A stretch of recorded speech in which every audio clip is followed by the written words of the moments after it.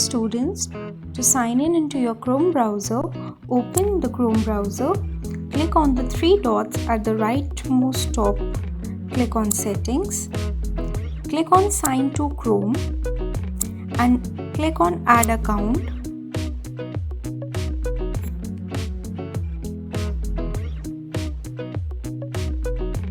Now here you have to enter the school ID,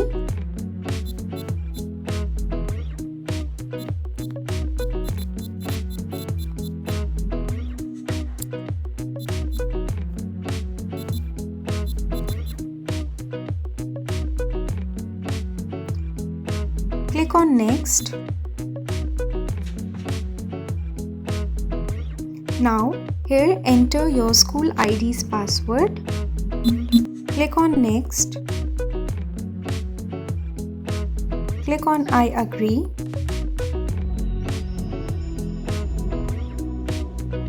Click on Yes, I am in.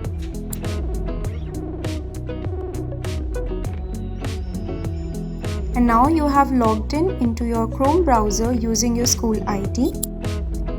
Now go to your class teacher's message where you have received the link for the form. Click on the link of the form.